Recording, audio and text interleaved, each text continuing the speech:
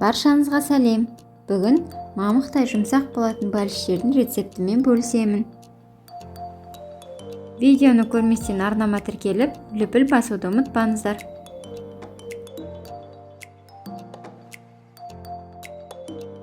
Аштықысын дайындау үшін 300 мл жылы сүтке 2 ас қасық қант қосып, 1,5 қасық аштықы және де 2 ас қасық ұн қосып жақсылап араластырып, 10 минутқа қойып қоямыз.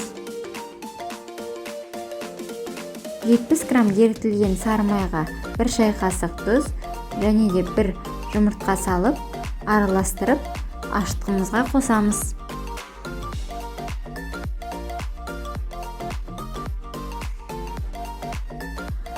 Енді шамамен 650-700 граммдай ұн қажет болады. Ұнды міндетті түрде електен өткізіп алыңыздар. Және де ұнды 2 бөлек қосуға кеңес беремін. Қамырымызды дайындап алған соң 1,5-2 сағатқа жылы жерге қойыңыздар.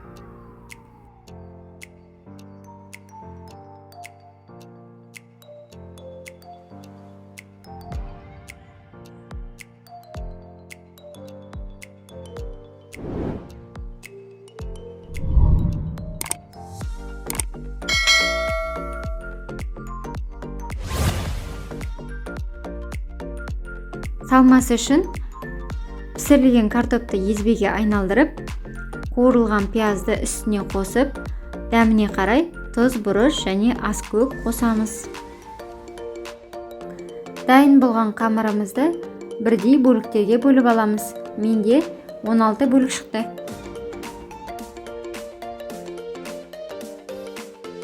Енді қамырымызды қалыңдығы 1 см болатындай жайып, бәліштерімізді дайындаймыз. Дайындап болған соң 20 минут бетін жауып қойып қойыңыздар.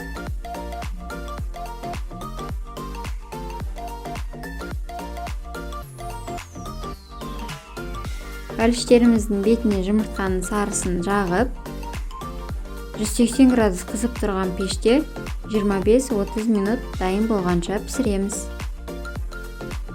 Мінекей мамықтай жұмсақ болатын бәліштеріміз дайын.